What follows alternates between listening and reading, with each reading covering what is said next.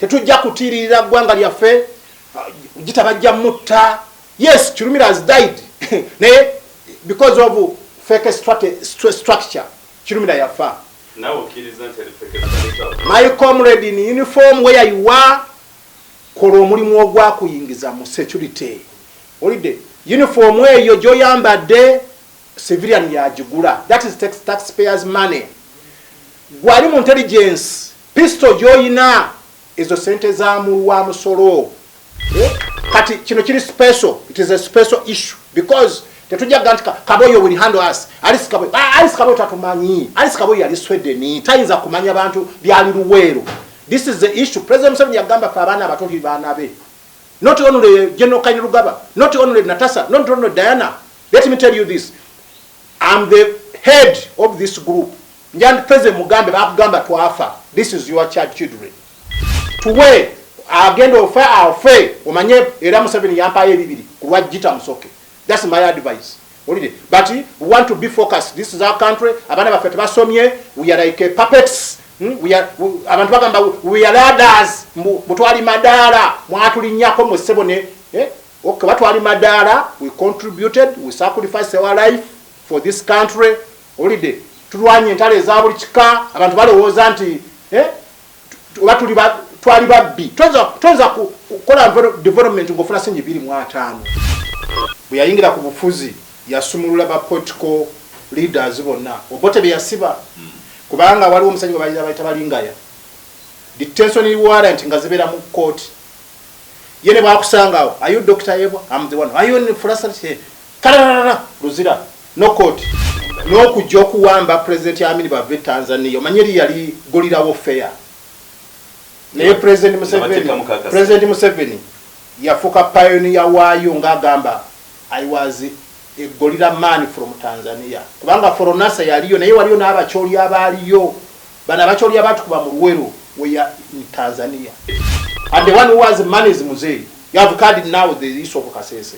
But now your excellency we are lacking the funds to operate that operation. ADF they are far in Maguru Sipa they are Kanyabayonga. We have already netted the area now money. Muzei say there is such a billions. Remember during the bomb of by that time Afandino Tumukunde was the same way. Now the policeman, the police department chief IGP, he reported the case. He said no, you have already mastered where those bombers were there. President Museveni released money to police for operation. Now afterwards the chief of military intelligence he attacked the police chief. Tukoma kafana nyinga GITTA ali Bungereza. Nzenga obanga anyway oliga ali ku interviewinga. Ate ne Museveni namukubira kakasimu. Chetugezako okwogera. Now Muzei know that they mistreat us. No, you have seen the Ouma Kasimu. Yep. Yeah? He came back here, he met Saleh talked to him to Afani Muzei. Muzei say, okay, you are boxing the white men, Americans. That is a good destroyer. And now we have allowed you to retire from Miami officially. Kasim was taken back to Bombo and retired. Umusajja IGP nafa. But now, GITTA byenjogera, UPDF leaders, you are hearing what I'm talking. If it mkulide mu maje, sinache simanyi, President Museveni achimanyi, era yangamba, si yangano nokudayo kusoma. Kubanga yalaba nti, I have some value on my head. Now the issue is, tubagala nnyo, Dr. Sebo toko wakunonya. Wonna olaba nti ozemu bituli nonya. I talk about security. That is my field. All of us we are equal. Nze ndaba tukubye mundu ezabuli kika. Enyota muba mukweka zaki mu mpale. Anti oli officer. Bena nazoba kubbe chasu ku mutwe. All of us we are uniform. Tewali officer era ba afande gundi bamusse. Sorry afudde. Twalina yeche emisana. Twalina yenyama. Twalina yenfudu. Awufudde because all of us tuko nyama yali sasa too much there. Too much liars. Liars. They lie about what? Everything in Uganda. So there's no anything right in Uganda? First of all, even investors, if they come in Uganda, they cheat them. Hey. First get me such a money and they take him to the president. So you mean there is that kind of corruption? Exactly. That's why there is a brigadier, fighting corruption. Okay. There is Kano fighting corruption. Yes. In the same office. Okay. There is IGG fighting corruption. Oh, those have come to British. Because you can communicate to him you. with this house. Yes, please. Can I talk with President Seven? I have your child soldier here, Sergeant Gitta is here in Britain. Now, President Seven, can we hear this Gitta? Basic sliver! This is Gitta. Gitta, you are the one who exposed the corruption in UPDF to 204,000 soldiers or ghost names. He's here and he's fighting about the child soldiers whom you forget, President Museveni. Is that true? Itaka lyenteka ku Uganda, President Museveni yensonga lwaki yatutwala nga tuli baana bato. Yatuzanga wansi n'ayitula ku ntebe ya mwasajjute. Nitulaba nze manyi bingi ku President Museveni. Speech zonna since 83 manyi President Museveni. Ze yayogera akutte kaledio ke kamanda 2 ayina kadomola kalita 5 toilet fetu zisima ebikokoma fetu biteekayo kati sebo ne bwamukuma wali ku Northern bypass abasikaye bakuba biteke oyala kutta Museveni. Si mutima mubi bati ebiri gwenda mu gwanga si birungi. Omwana omuzadi yafidde omwana ekichwamba egundi ekasese ali mu Kaaba. Omuzadi yafirwa omwana ekichwamba ali mu Kaaba. Budget yafulumye trillion bills gana kusoma mabanja. Purchasing, logistics, mere y'abasirikale, simanyi bikiba mponye group simanyi bikibi ebijjanjalo by'amajje birimu amayinja president yagama mugule ebijjanjalo ebirungi mugula obunga simanyi but I don't know. Naye sente mugenda zikozesa ki? Let me tell you, whenever intelligence person make a mess, the penalty is death. Ate bw'okola ekyo notakola ekyo kiwandikoze gwe nga intelligence eggwanga lifa. That's why the regime corrupts because of intelligence. Let me tell you, whatever done wrong in intelligence, that is a corrupt president agenda atyo yali mu kisiru. Bobote balutwa batusirwaza wano ne batta abantu bagenda namba 3 eruwero. There is that scam emitwalo 8 died innocently. Ne abantu emukono batemye 2 simanyi bali taka simanyi emundu ziri ku taka omuntu ogenda wo yalagula taka togana mundu. Alright, good afternoon mwena batulaba na flash in Uganda mwebale nnyo mwebale okwekumira kumpo mwebale okubeerayo nga bulijjo. Tulina omukulu Sergeant Gitta mutabani w'obutabalo. Gitta amanyikiddwa ng'ebyafaayo bingi byayitamuko nga tulugunyizibwa n'akola bye bamukola naye nga kyakyakatona nti no Gitta okwali. Gitta y'omu ku ba survivors. Gitta y'omu ku ba Kadogos aba 1986 abaleeta gavumenti eno mu buyinza. Amanyikiddwa mu byafaayo eby'enjawulo. Naye nga obudde obusinga tumuleeta tujja naye wano tusobole okulaba ebigambo bye ebya security ye nga abiraba atya bwe byali nga bwe baali mu nsiko oba nedda. Era twala tutukira abanene abasingako ku Gitta naddala tugeze ba Felix oba tugeze ba Jeno bikoze bitya bonna naye timukwata amasimu gaffe tetumanyi lwaki ko fine tugamba katugendeke wa Sergeant Gitta mutano obutabalo ayaziwanako yembeera eno yenga kinoomu agiraba atya. Ate n'ekyokubiri tumwebaza nti tumwagalira obudde obusinga abaawo ensonga ez'ekasese zikyakutte wansi ne waggulu. Nalabyeko omwami gwe basazeeko department ze bamusazeeko department eza wansi awo asangibwe GD Mukono. Twalabyeko ettemu eribadde e Masaka balumbaganya abantu b'e Masaka ne babatematema ne nebuuza family number n'omwana w'emyaka 2 nattibwa. Awo kwe kwebuuza ebintu bino bizeemu nga Ronald Manja byabiyimba ebyaliwo nga tunaba kuzaalibwa bizeemu. Kakati kwe kubuuza Gitta gavumenti oba gavumenti kuba oba yeni bwe ngamba gavumenti mwabali mbuyinza muyinza okukitwala obubi kambuuze bwe nti eno embeera eyaliwo ebiseera biri eno embeera gye mwaleeta embeera gye mwalwanyisa ate yezeemu kwe kwebuuza bwenga kinoomu bino ebintu obiraba otya. Ate do not forget to subscribe on our content. Tutambula n'abantu bangi ab'enjawulo bete okutambula nabo kuliko Haji Bashir ntumideko all our guests ab'ekitiibwa Mayengo ow'ekitiibwa Dan Mulika Kaye Wisdom yekolera itongwa n'abalala abantu kikakyo betutera okukyeza obudde obusinga.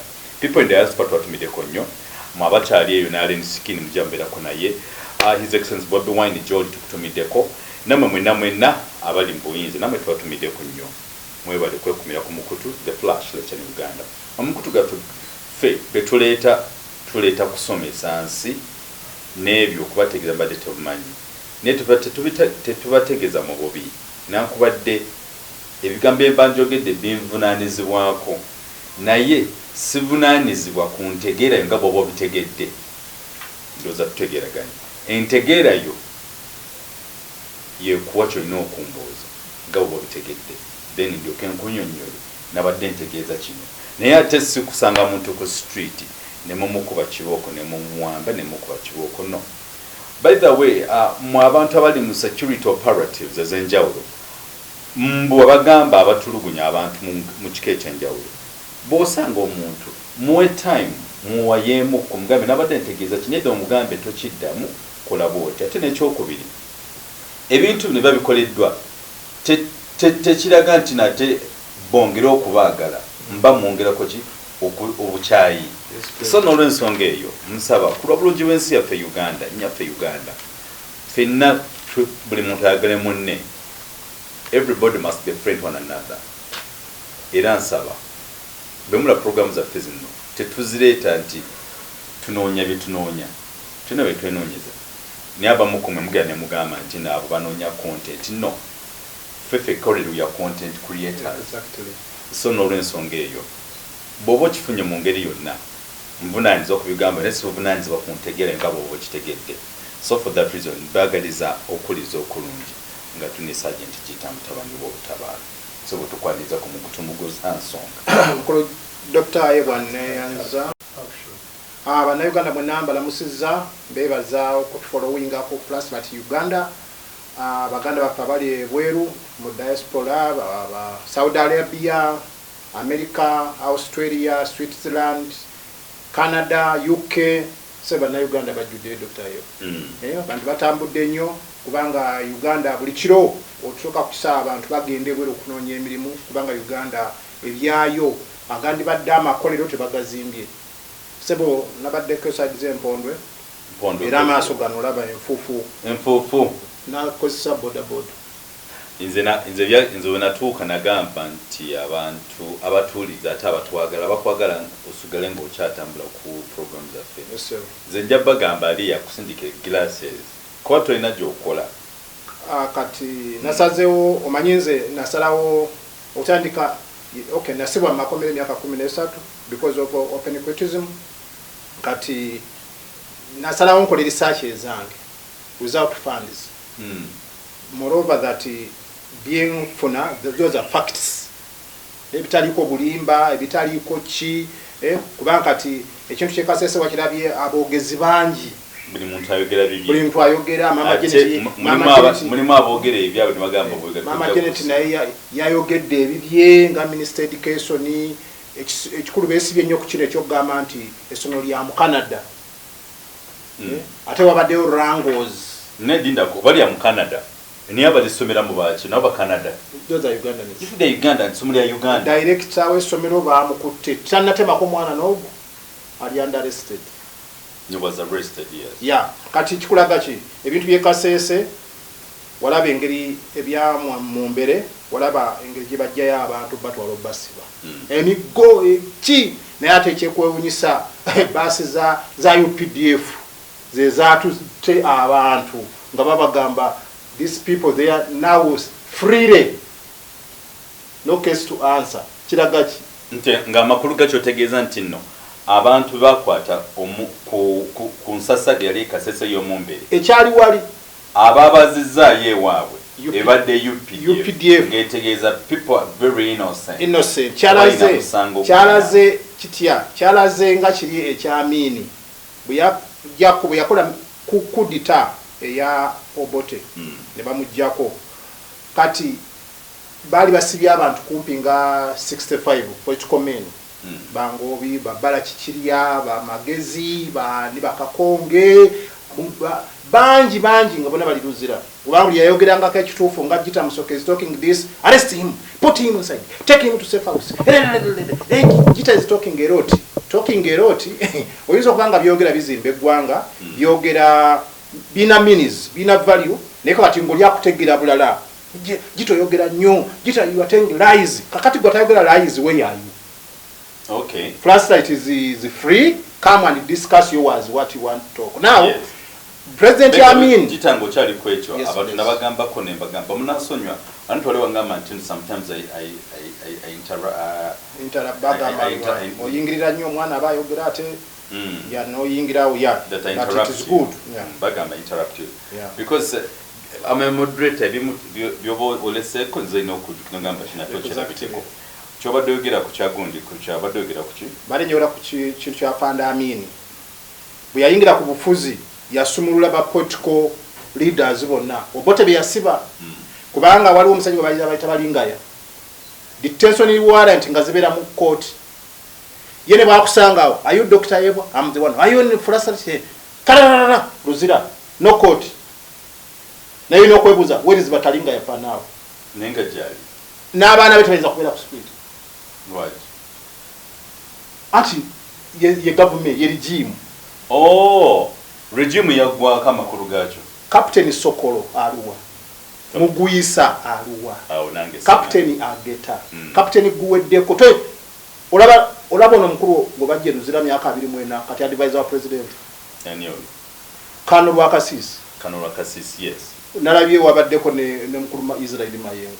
Do you know that is a major? Honorary. Oh, Yunang from Tanzania, Chikosi Malumu. Oyo ye muchaza. For NASA group. Israel Mayengo wechitibwa yangamba nti beba mukwa bafandinganga omukunanka nyononga. No kujja okuwamba President Amin bave Tanzania. Omanyeri yali golirawo fair. Naye President Museveni yafuka pioneer waayo ngagamba I was a gorilla man from Tanzania. Kubanga for NASA yaliyo naye waliyo n'abacholi abaliyo. Bana bacholi abatukuba mu Luweero we are in Tanzania because they freed ne batya Amin emukakwa kati bintu bya tribalism. Now the issue is Afanda Amin yasumula ba political men n'alagira ekirwasa announcement emmotoka za prison basasa webiseera ebyo baba basiiza n'amugamba njala ba political men bonna korolo openale abantu mbate bonna be bali basiba yabata saye bakulu ne bakaba amaziga nga balaba Amin nga hero oba hero akagali kange kali ka hero kendavugira kombadi kakati amakulu gacho hero no kitamu hero that's the pronunciation. Hero kati Amin wali nagamba nera nabatakako ne tank wali said waliwo APC zino bondi amadi personnel carriers nagamba escort them baba jeruzira sebunga abantu bakunganye ruzira wonna naye abamu mbere nabo if NRM really fair yani bali bateka korolo nega kiri kyaliwo kati tudayuti nze here korolo president agamba you are free sisa Fande Sale tatu mumbere ndi kuchiwo kati dialogue ki bedo amakuru gacho mwabatu abatuliza Sergeant Gitageza ko kutegeza nti singa government ya NRM government ya Museveni ebadde fair exactly gambia abantu bano ngabe twabakwata myaka 3 4 5 mebeka tubatadde ne balete kololo nabo ne basoba bakisonyo government yabasabe kisonyo Spencer announcement leka nkubulire kyogamba government yasabe ngamba bame mutisonyowe twakola ensobi yali tubatadde katwawereke tubaze wamu DPP ba Mr. Obodo bakoze investigation simanyi state bichinte witnesses bichi tugenzo kusanga there was some loopholes on this case of these people naku no luzungu no lumasterinze anti nze nesomesa kyobula president yala era mbadde nsaba anytime tukole ko application ogendo kyaleke ebulaye no problem yala nange ndeko ali ku BBC yayi just imagine katono yogera BBC mbadanga batwa mutuleke ebintu bino tetujja kwera mu stress bikize Gita katigezako okogera ku BBC kati nze Joy Biden na anedda abani ani anabambisere ebyo okuberawa nga Biden nga bavuddeko Kati. Katugeze. Ntuse kati ze kanjogere. Didako. Eri Bungereza. Bungereza. UK. UK. Kati ze interviewer. Okay, start. Urondi muzungu. No problem. Kale. Yeah. Continue. Kale. P6 River. I'm going to talk on the BBC now. Hello, Sergeant Gitta, away from Uganda. I'm the one speaking now. We are told that you are dead. The liars they informed the president that I'm died, but I wonder, I'm still alive. I'm not a ghost. Speaking, please, So we thank God that you're still alive. Exactly. And you're a ghost? Alive and kicking. That is the liars of President Museveni. They lied him? Misinformation him. And he's working with them in State House. Yes. So, Sergeant Gitta, please can you kindly tell us the story, how you survived the regime, how you survived the war from Obote, how you survived all your teeth were taken away, all your fingers were just... I'm Sergeant Gitta Msoke. I'm a Ugandan. And now, how do you want us to help you, Sergeant Gitta, from Uganda? I have come to visit the UK, such that to see that we were child soldiers of Uganda, whom President Museveni taken from school, unaware, because we are not in soldiers. No application, please. You got me? No application. But I found that after the war, we are liberators. That's how he told us. But afterwards, we changed to become a regular army of NRA, National Resistance Army, later UPDF. And now, how are you surviving in Uganda? The only solution to survive in a good way is, Kaguta Museveni. But does he remember that you are still in existence? The problem of Uganda per now is liars are too much there. Too much liars? Liars. They lie about what? Everything in Uganda. So there's not anything right in Uganda? First of all, even investors, if they come in Uganda, they cheat them. Hey. First they get me such a money and they take me to the president. So, you mean there is that kind of corruption? Exactly. That's why there is a brigadier fighting corruption. Okay. There is Colonel fighting corruption. Yes. In the same office. Okay. There is IGG fighting corruption. But where do they report to? They report to who? They report directly to the president. Everybody is... But if everybody's talking about corruption, does he really understand what corruption is? That is a disease in Uganda. Even President Museveni to go to the bush was because of corruption. So how can we help Museveni? We was talking, Gitta Msoke, we can help Museveni. How? To rectify that. How are we going to do that? We can rectify it because, you remember, the time we were caught in a corruption scandal. Yes, please. He put you on a firing squad. Hey! Yeah. So now... He hung you there. And you died there. You died there because you're a corrupt man. But President Museveni just pleasing people, or in N0, what? That is where people are going wrong. He's just painting them Chizigo. People stolen drugs from hospitals. And the Mabati. You find Mabatis in the city, Madame Nadet, Sinabanja. Now, what is that? That is a total dilemma in Uganda. So now, you want us whites from British to help you to do what? Call Museveni, you sit with him? Okay, I can sit with Museveni, but the problem is there is my fellow Chad soldiers who are suffering there. That is you are concerned. I'm concerned. Because you want they should be helped as well. Exactly. I'm fighting for myself, but also my fellow Chad soldiers. They are suffering, and President Museveni used them while they were children. So you want the government of British to come in and they help? You mean Museveni is no longer having ears to hear what you're talking about? He tried to ask and told them that they tell lies to him that all of them we died. Hey, President Museveni, he was told that all you want to meet that all child soldiers were all dead. Exactly. So, and did you one time happen to let him know that you guys are still in existence? How will he understand that you're still in existence, that you're still available? How will he understand that? That's what I'm looking for. Get help. Oh, those who come to British. Because you can communicate to him with this house. Yes, please. Can I talk with President Seven? I have your child soldier here, Sergeant Gitta is here in Britain. Now, President Seven, can we hear this Gitta? This is Gitta. Gitta, you're the one who exposed the corruption in UPDF to 204,000 soldiers or ghost names. He's here and he's fighting about the child soldiers whom you forget, President Seven. Is that true? Let me talk with him. Is there Britain? Katiza Museveni, katomazo kwogera nange. Yeah. Exactly. I don't know that Gitta. I was told that Gitta is already goes to dead. Where did you get him? Kati yogiranga bazungu kati. President Museveni, the president of Uganda, who have received this boy here, is now a mature person. Is now like 54, 55 years. Now use this person as a child soldier, and we are now taking an action about him because that is also a case. No. You whites, you just don't understand it, our country, how the country runs. Yeah. So we shall talk to Gitta.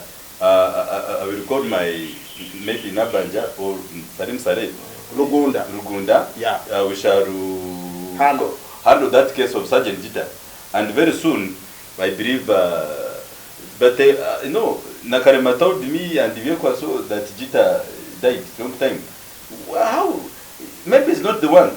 Can I talk to Gitta in our local language? No, I'm ready. Hello, Gitta. Yes, Your Excellency. Ara Ozirozurwanu Genomwaika Museveni. Bangamba wafa. Bakurimba ngaye bagamba luli nti nagwedda rundi kutabika. Otegera bulungi naye. Era ndi mulamu sifanga siri kawanga koogera akeruwero. So wagenza otya Bungereza? Auntie, they blocked me to see you. That's why I'm looking for white men to see that they can talk with you, sir, Your Excellency. So you mean you want me to come? I pick you from London. You come back to Uganda? If possible. I remember you went even to Denmark and you met China Kaites, the one who was the wife of Drago. You went to Denmark. Why don't you come and collect me? Send your people. If they are not killers, I'm ready to come back. You mean my people kill the people? Exactly. They kill my... Non-Uganda, they don't kill people. Your Excellency, you don't know that? No. Who killed who? They can come and drop in the Mediterranean Sea. Hey. Exactly. Hey. If it is the case, maybe I will handle that case. When I come to London or I get your house, you stay in London. Because I took you to Koro that time and you were not... What happened? They misinformed you. They take him to Luzira. The one with the man who died in a plane from Korea. It was CDF. He called me Satani. I'm closing to you and he take me to Luzira prison. Who? That was, I think that was my CDF. Nikirima. Aronda Nikirima. Nikirima, yeah, you know. That was the one who prisoned you. Second name Aronda. So what I'm going to do, I'm going to call all third soldiers. Yeah. I think you can be their president. I have the list. You have the list even? 200. You have 200? Exactly. Those are still surviving? From 9 years to 14 years. Okay, what I'm going to do, I'm going to talk to my cabinet. Maybe I'll talk to Mama Janet. Exactly. Or I'll talk to this radio, this woman, Nabanja. Yeah. Or if not Nabanja, I will talk to maybe Salim Sare, or I talk to this Tayebo, the speaker. Yeah. Or Amongo. Yeah. That case of yours we shall discuss in the parliament. But please don't, when you go to London, don't talk about us bad things. Eh? Exactly, I know that, Your Excellency. But Your Excellency, I have my question. Can I ask you, sir? Please ask. I used to taking the milk. Yes, I have. And the two eggs. No, I'm not taking eggs and I don't take even beers. These people of Uganda, they are good at taking Korean busy every time Korean busy. Yeah, that's why busy are killing my people. Busy. They became fat. Yes, they become just fat for nothing. Yeah. So now you speak English. Who educated you? I stopped in P6, as you know, as you remember that I told you to go back to school and you say no, Gitta, you will go to Leicester. Now I'm continuing with my P6 language. So in English they're teaching you good language? My P6 English. Okay. From Migade. So What are you talking in London? Are you talking about Kasese issues? No. Me, I just come here to look for survival, whatever, because your people in State House in Nakasero and in Tebe, they blocked me to see you. Oh, okay. What you're going to do, you read for me your number. I will call you after when you come there. Yes, sir. But even I've sent my super prime minister, Mama Babas, is in London. Can he come and see you? Or, I don't know. Can you meet? You come back with Zimbabwe's? Why don't you send me to Muyingo? Hey. I'll get over there.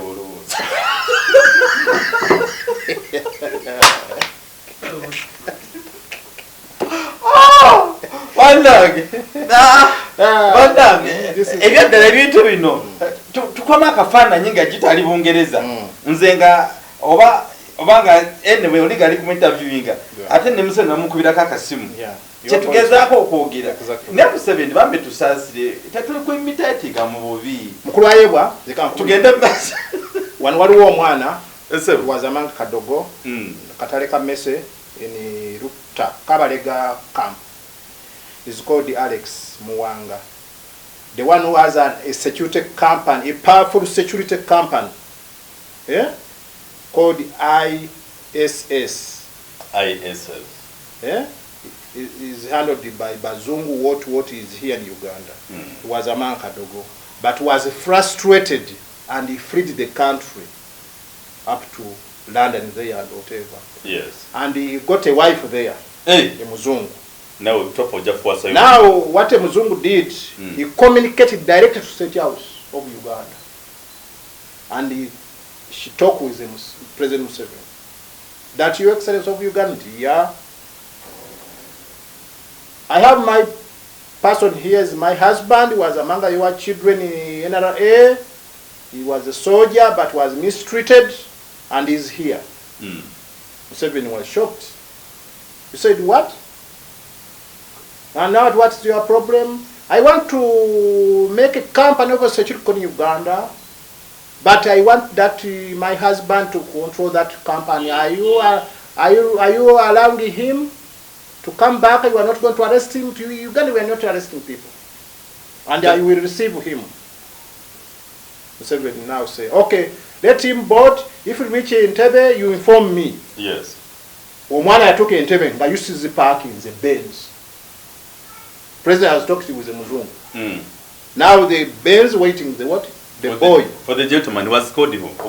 He's called Alex. Okay, Alex. Yeah?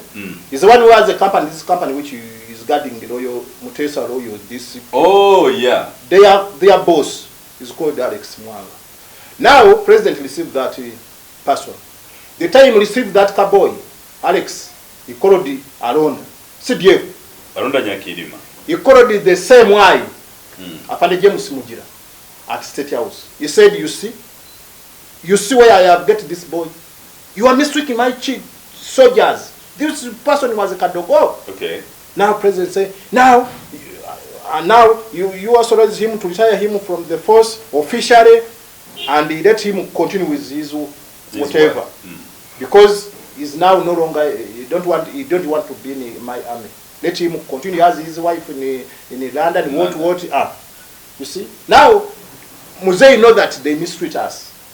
Now you have seen the Ouma Kasimu. Yep.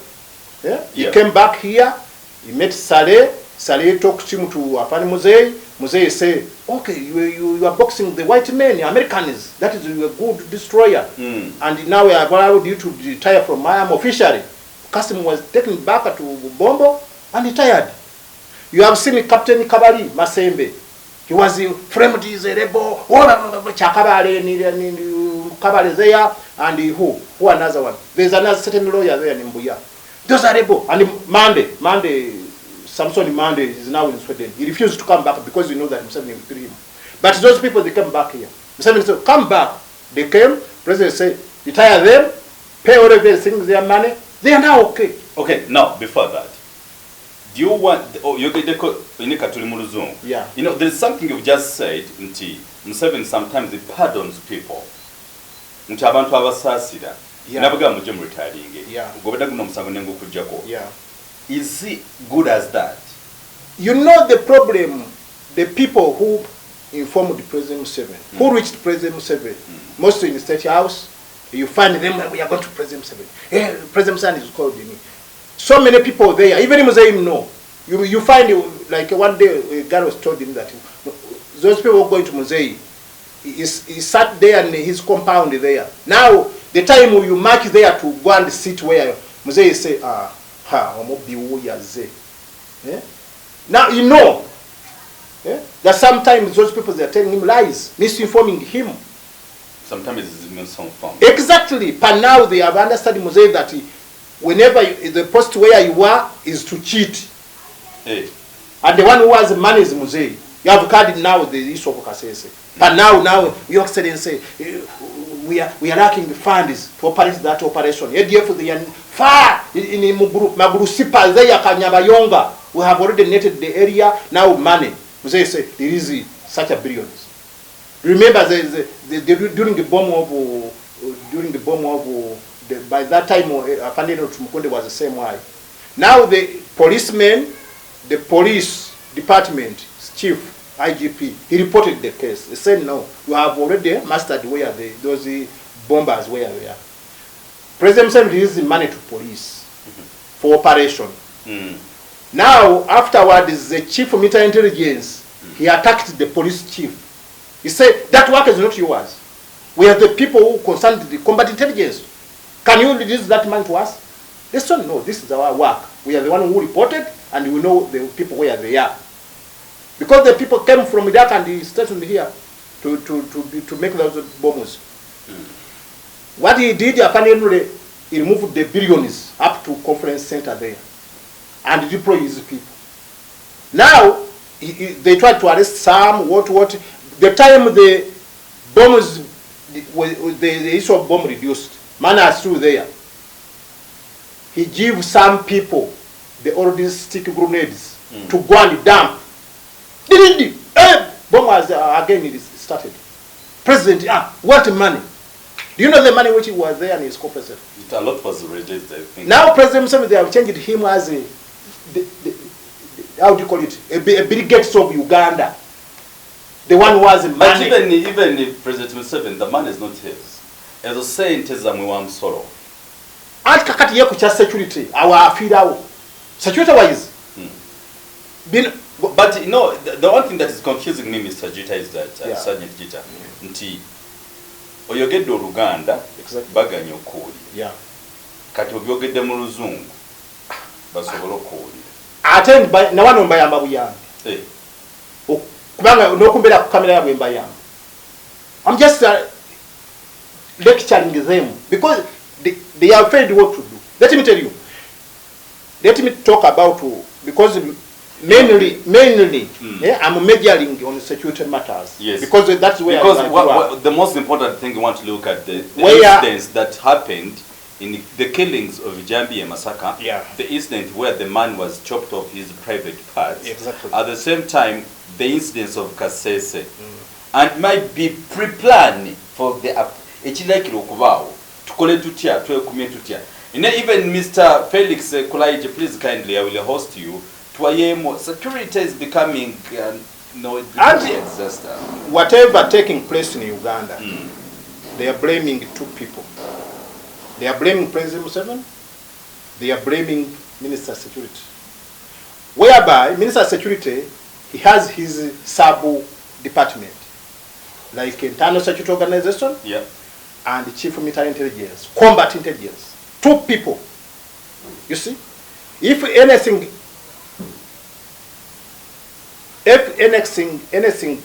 happened in Uganda, immediately President Museveni communicated to Jim Mwezi, General. What is this? Find it and investigate. Then Mwezi, that time, even he can fail to take a dinner if it is night time. He communicated to Birungi, he communicated to Mbadi. Hey, now things are now hot because the president has communicated right now, has got information from Bondibujo. But you find intelligence they are there. Say, do you know what is taking place in Toroko? Your Excellency, let me confirm from. They said there. Now President was said, I want the report. But you were there, I'm the one who, I'm in Entebbe, but I'm the one who telling you the information. Because he himself has already deployed his people. Okay? President Museveni is the person who give you post, appointment, and he put another surveillance on you. That's why people, they on timing bomb. Now, hold on. These are not my words. Yeah. This is according to GITTA. Exactly. President Museveni, once he appoints you as a minister, for example, as a minister of what? Of maybe... Any post. Okay, as a minister of Kasasuru in Kampala. Exactly. He's going to put another person. Surveillance who survey you, counter you. Then beggar you. That is Museveni. That is Muyekera. Okay. You see? So meaning that like 10 people in one position. No. Let me tell you. I didn't know, and I may not want to know again. He can send you.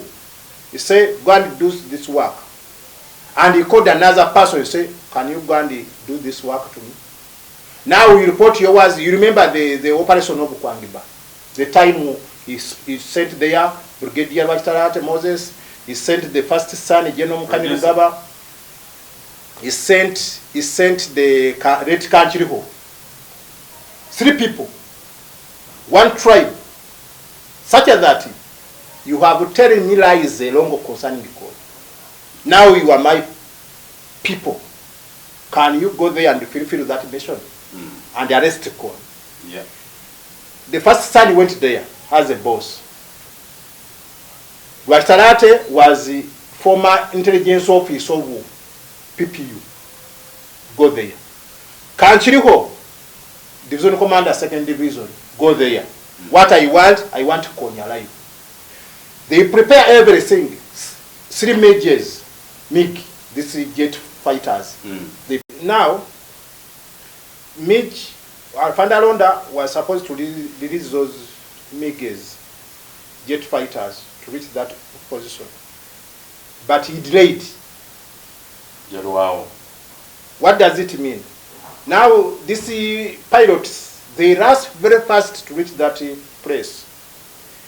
The time we are rotating those places, 1 MiG was burnt on that operation. You see? Now President was informed, 1 MiG has collapsed. He says, bring back my plane here.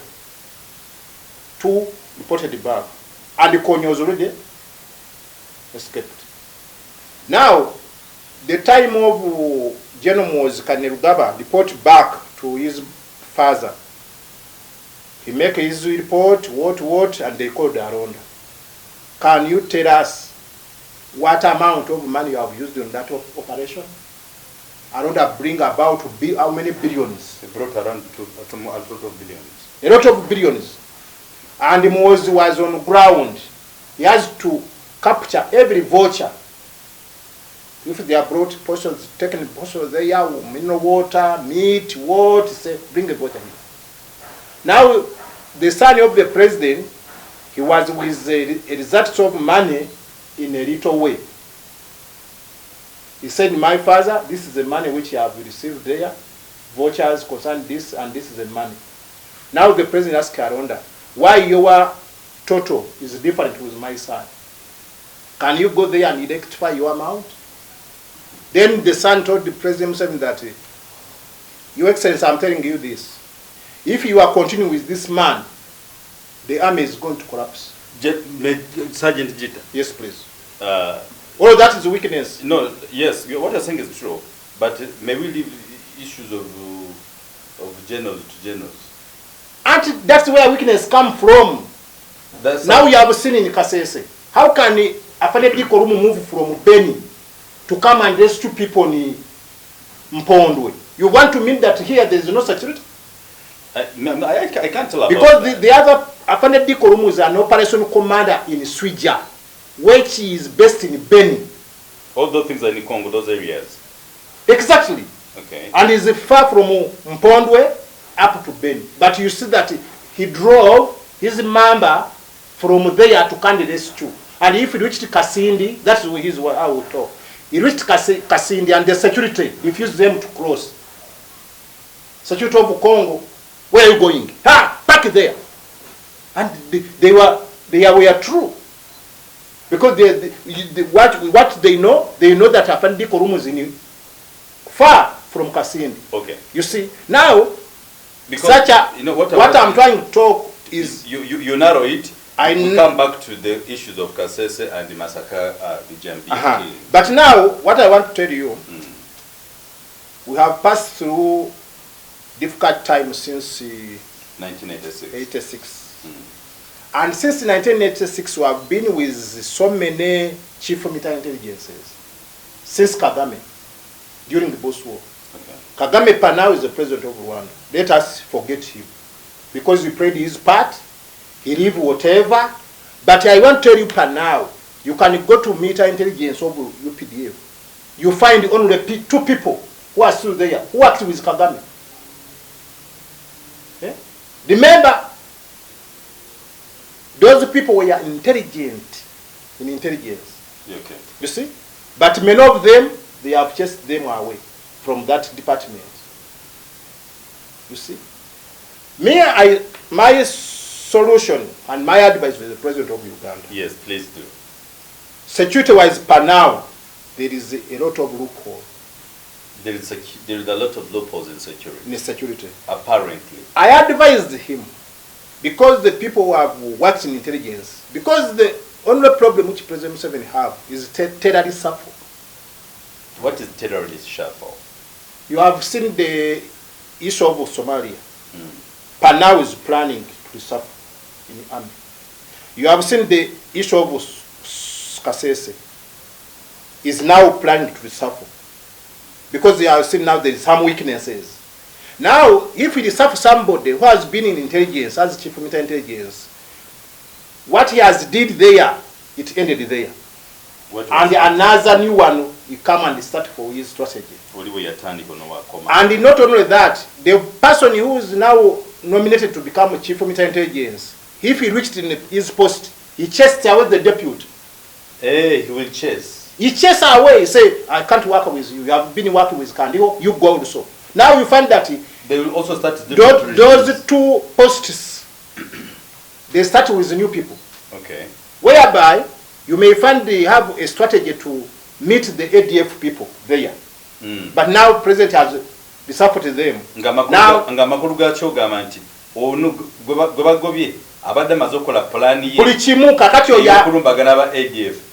because of reshuffle. Okay. They report there. They talk, they make a strategy, everything. Kati, avamu chifo, avamu nga munyivu. Kubanga risafo zifuruma chiro. There's a message. Which message? Musaya zirisafo to you. You see? Now the new one, yaja musanyufu, aze kola. Kakati ona avamu munyivu. Kale bakole. Abana kabakole. Hey, kabakole, tunalaba. Now you see? And already, the person who is outgoing, he has contacts with the other people. Afande atakati entebe wavuddemu, ayetu ayogera bino nti abanzi jemu. Now they say okay. You see, that's where the dilemma is. Me, I advise the President Museveni concerning security because I grew up in your hand. You know where we come from, but what I'm fighting for. Tetwagala kuddayo mu ntale ezaaliwo. This is a new generation. President Museveni, when you calculate from Tanzania, from NASA, what Luwero, what has leaded since 86, now 37 years, then when you joined this, because he became president when he 42 years, what, abadde mu ntalo. Tubadde n'entalo wano okuva wetwawamba. UPDA, Lieutenant Colonel Angelo Okero, with the Panganesio neck, that is the group. They fight to come to power. Alice Nakwena, ready. Yeah? From grew up to Magamaga, he want to come into Entebbe. Peter Otai, where we arrest these people, Anjina, Charles Anjina, and the Minister H.W. Prisoner of war, they want to come back to be the president. Konyi want to become the president. Jamil Mukuru group want to become the president. But now, such a issue to cut you short. Exactly. Yeah. Na ulira bagamba sina ko bwino. Yeah. Nti Jamili mukulu bamukwata. Kyogamba singa President Museveni bamukwata mu Luwero kyogamba nti byani bali bikomaawo. Nze nandisabye President Museveni as my advice on him. Kubanga kati ye yanfula mutabani we. Okubera ku street no problem. I can be on the street, but whatever taking place in Uganda, chinkwatako nga GITTA. Because this is a regime which you sacrificed with it, contributed on it. Tututeba nafe, they are now okay, Rwanda is okay, Garanga is okay, Congo Kabila is okay. Holiday, Basekedi bafuga bambusa Nyamwisi ba ministers, ba Bemba, everything. But now in Uganda, President Museveni ayiteba n'abasajja bokuba political ali Moscow. Kagame yagenda. Waliwo abantu ababadde ba chief intelligence awo. Yali alowoozezaako olunaku lumu ba advisor bakola ku defense bamugamba tutuleko na bano bonna. Leopard Chanda is there. James Mugira is there. Bakawumula is there. Kandiho is there. Now birungi. My advice to the president of Uganda, because now security-wise, every corner, go to Masaka, go to Mukono, go to Karamoja, go to Arua, go to Guru, there is a lot of dilemma. President Museveni, ade ku board, atulene banne, kubanga problem ya Uganda security-wise. Mulaba director wa intelligence Owobote, ye gamba muwanga. Problem yo nawe genda okuva okutta Abaganda izo ito joko. Kato kiragana agamba muwanga ngenda kumutta. Muwanga namugamba tomutta omusajja ebizu bijja kujja. Kato kiragana riskinga n'atega grenade mu nnyonyi. Era oyito joko n'abera wash out. Yadde Abaganda bafa but no problem. By no kufa because olutalo lwagenda maaso. But now President Museveni adde ku board atulene banne ba intelligence. Yabawe bifo ne bakola ku balebo ne bakoma wakati guntakoze bulungi naga kale etono najjawo nagamba ale etono tumukundo yali intelligence person intelligent from the bush kubanga bajja abantu 11 jeti mwebaze simanyi bani batumukunde simanyi ba ndayondi simanyi ba byemaro simanyi ba gundi mujisa muntu they were intelligence obula batumujisa muntu yafuna ranka 2 lieutenant kano ne major general majiga Museveni kati yagala kumujja mu ntebe kubanga ye yali intelligent yamanye ensobi wawo yava.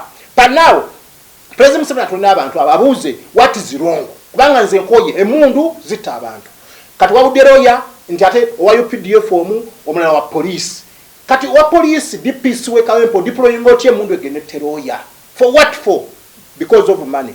Bakaleke mujjukira wano billions z'abantu bebatta nadduka olwokuba wa police yadda is now free man.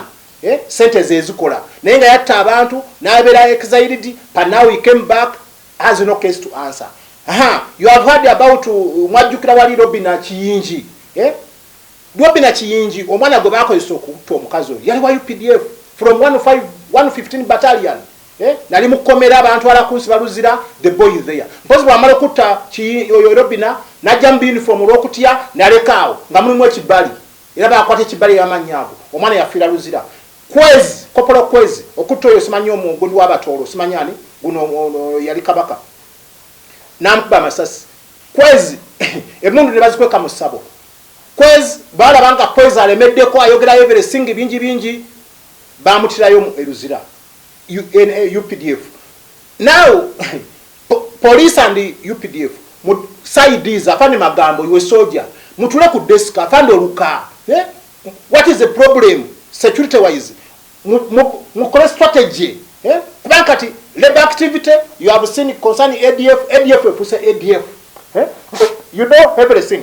Kaka yali iso na meetinga ADF nabamu nabasuza mu hotel ye abana bajja kamunye 3 udde nabalimba ngene batona president ngene abana babuza tuva mu nsiko mugenda tukolera ki tugenda kudda ku street oba abana bwe bali reportinga president agamba we sente bweziti baberewo for their welfare mubawa mitwala 32 abana baddamu ne reporting ne baddayo kubanga eriyo golodi eriyo koroti eriyo diamond eriyo biki eriyo enchima eriyo embaawo. It is like a business there. Kakati mu security chief muzeyi ADF mutugambye eriyo basatu eriyesigale bana mututte mundu zonazo neza abulikika n'amajero diyo ne mutwalo gumu bali mu Congo Swija operation.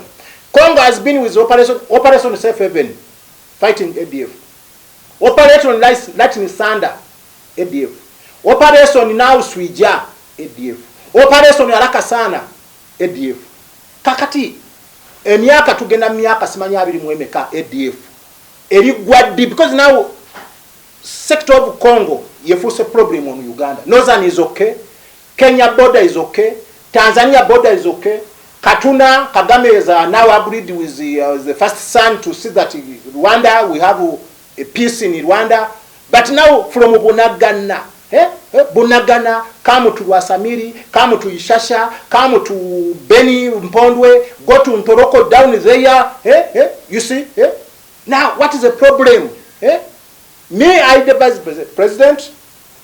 Defense advisors, President Balowo Zambo, I never advise us money, Chikumi, mu defense. I don't see why oba advising gachi. Kubanga GITTA byayogera tebabiraba. Bayina amasimu, bayina buchimu, this is flashlight. Nature is a gama nayo no mujasa yogera bino byonna. Katuite GITTA, what is GITTA? What is your problem? Konze tugende masoba mu 7 wali. Tutule wali ne president. Let me talk mine and namu mwogere byamu. But you are there relaxing. Hey GITTA, let njala emuluma. Njala. Banai, twali MUNSIKO twali bayala ne twatuke Kampala. I'm advising you that. Now the issue is Masaka abantu batemeddwa. Family bantu musanvu abana bato Viso ali ku kitundu. Piso ali ku kitundu. Giso ali ku kitundu. Diso ali mu kitundu. RDC ali mu kitundu. DPC ali mu kitundu. RDC kogamba all of those people they are security men. Naye tewali kiriwo.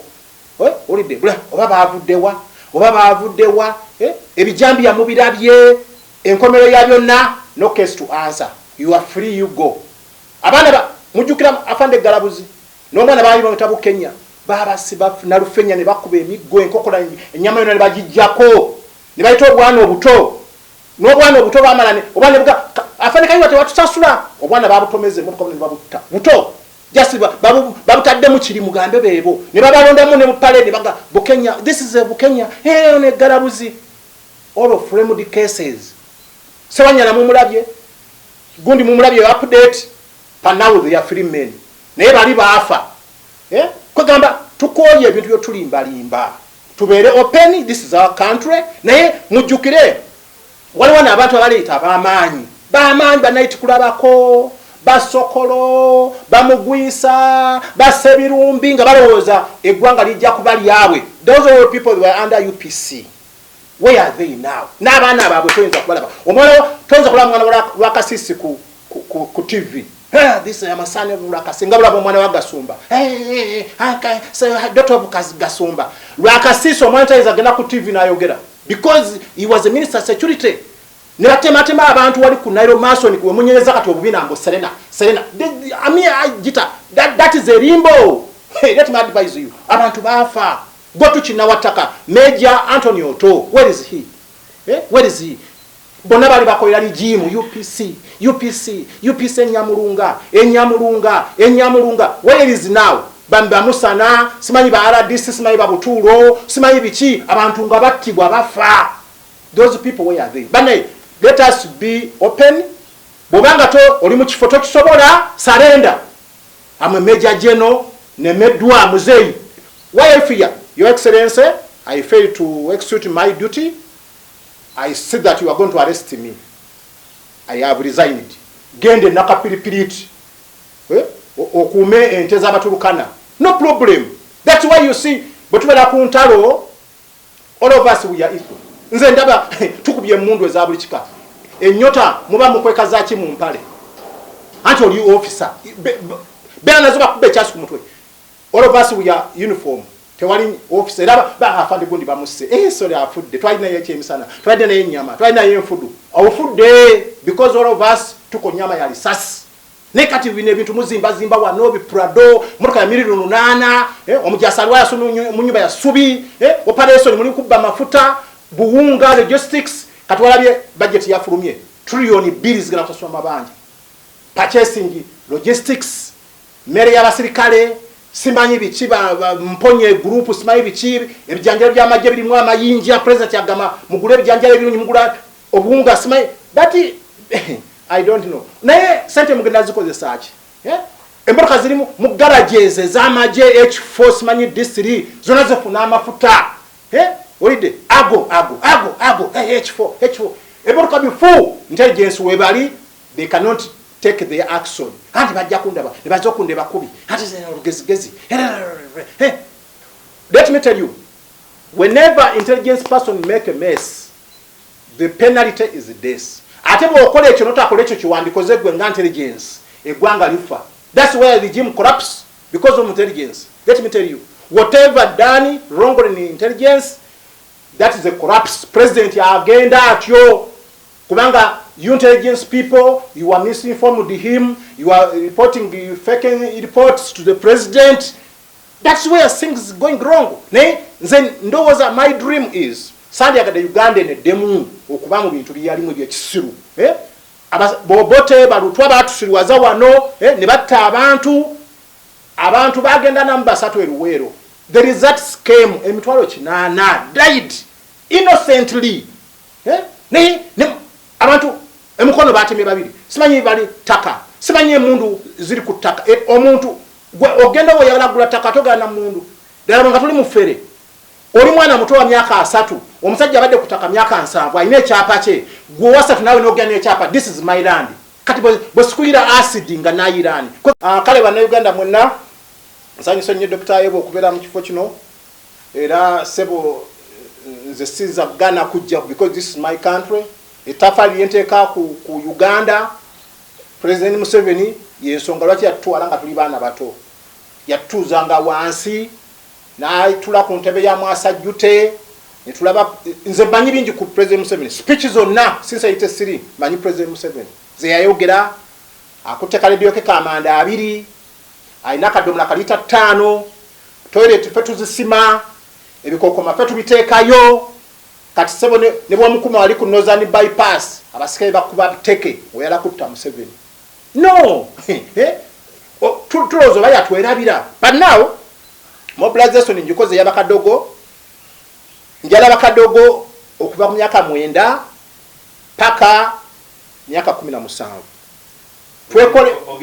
twekole mu omulimu as a project kubanga kati tetujja ewakasoro tetuyinza kufuna kidachonka kubanga tebatumanyi ekisokata twasoma babuza mwe bani kati kino kiri special. It is a special issue because tetujja gantika Kaboyo will handle us. Alice Kaboyo tatumanyi. Alice Kaboyo yali Sweden tayinza kumanya abantu byali luwero. This is the issue. President Museveni yagamba fa abana abato bana be. Not only General Kanyirugaba, not only Natasha, not only Diana. Let me tell you this. I'm the head of this group. Njandi President Mugambe bakugamba twafa. This is your child children. Twagala kukola. Olide. Bolaba nga tosa twasendeza project. Kwata kweze sendeza state house sacrifice yourself. Kwata milioni 2 biwe buli mwana agende. Kuba tukate myaka tugoba ntana ya fekati. Ntana. Tuwe agenda ofe omanye era Museveni yampaye 2 kulwa GITTA musoke. That's my advice. Olide. But we want to be focused. This is our country. Abana bafete basomye. We are like puppets. Abantu bagamba we are ladders. Mutwali madala. Mwatulinyako mu sebone. Okay, batwali madala. We contributed. We sacrificed our life for this country. Olide. Tulwanye entale za buli kika. Abantu balowooza nti twali babbi. Tonza kukola development ngofuna sinji 2.5. Tonza kola development ngofuna mitwala 8.15. Tonza kola development ngofuna 10,000 per day. Je mitwala mukage je mmeri. Bani Ugandans abantu bali mu parliament but bwe twogera balowooza tuli basiru. 2000 from 95 up to now ofuna 10,000 zaako. Lesson Casa allowance. That is a lie. Now the issue is mbagala nnyo mwenna bana Uganda abatuuliriza oyalaba nga betwogera tebimunyumira naye ajja ayogera ebibye ebimusanyusa brother Kazungu, brother sister Nabukenya. This is Uganda. We have to build our country.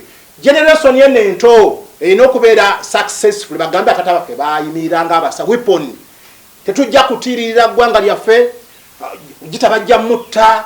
Yes, Chirumira has died because of fake structure. Chirumira yafa. Now okiriza nti fake structure. Yeah, police tabaina structure. Bali yayogera buli kimu concerning corruption. You see, Afanika Wesa died because of fake structure in police. Holiday, Umusajja IGP nafa. But now, Gita Byenjogera, UPDF leaders, you are hearing what I'm talking. If it mkulidemu maje, sinache simanyi, President Museveni achimanyi, era yangamba, si yanga nokudayo kusoma. Kubanga yalaba anti, I have some value on my head. Now the issue is, tubagalanyo, Dr. Sebo toko wakunonya. Wona olaba nti ozemu bituli nonya. I talk about security. That is my fruit. Si mutima mubi, but ebiri gwenda mu ggwanga si birungi. Omwana omuzadi yafiddwa omwana ekichwamba egundi Kasese ali mu Kaaba. Omuzadi yafiddwa omwana ekichwamba ali mu Kaaba. Ate byembi ebizibu biti. First born bamuteka kichwamba. Gasoma technical. Second born bamututemu ebyo. Ate naye bamutta. Kati olozo omuzadde yadda omuntu yafiirwa omwana eruweero, let me tell you, naye paka kati akyali ku biwundu anyiga biwundu. N'olwekyo security men, my comrade in uniform where you are, kola omulimu ogwakuyingiza mu security. Olidde uniform eyo gy'oyambadde civilian yagigula, that is taxpayers money. Gwali mu intelligence, pistol joyina ezo sente za mulwa musolo. Now the issue is, my solution is, mukole ebyo bimusanidde okukola. President Museveni si yajja okuvayo mu buli kimu. Olidde kino nekigwayo, polisi yabadde wano, amagye gabadde wano, naye abaana battiddwa. Director ali arrested. Simanya essomero lya mu Canada. Essomero lya mu Canada lwaki bayizimba Canada? Lwaki bayitwala Empondwe? And not in Congo, on our territory of Uganda. Let everybody rectifying mistakes mu office mwali concerning security. Olidde, kubanga kati afande CDF yabidwa ne kyayogera. N'agamba kati njogere ki? Na syndicate geneti. Na mama Janet n'ayogera bibye muka president. Operation commander wa Swija naye n'akomawo emabegate ono hiziriya, not his sector, naye n'ayogera bibye n'agamba batuganye okuyitawo ekasindi naye kyogamba wano emabegate waliwo bakomanda Mpondwe, there is no commander Bwera, Katunguru Mbwera, Mpondwe, Rubiria, simanyi Nyakamuyirima amajewe gava gagende Congo. Tewaliba commanders. That is illegal deployment. Yemukola. Weakness. Kasane mkamama yagamba ntino babademu okulaga yagaya n'agamba ati Somalia weakness. Kasese weakness. Now the issue is President Museveni tubagala nnyo, Bannayuganda muna tubagala nnyo, oyalaba nga tayagala kubiwuliriza, tateekako data we. Abateekako data tubeebaza. Abalayikinga well and good. Abasubscribinga well and good. Oluddako tugenda kuleeta butambi bwa luzungu. N'abazungu bategeere. Abazungu Museveni okumutegeeza abazungu jako omubusiza. Anti-President Museveni ayategeere P6 Silver child soldiers talking. P6 Silver from Migadde. Amuite basolo kuwa ya mkenzi. Now, osanga abazungu kati banakwata ku GITTA kubanga abaana bo baganye. Okay. Hai tubagala nnyo. Bye bye.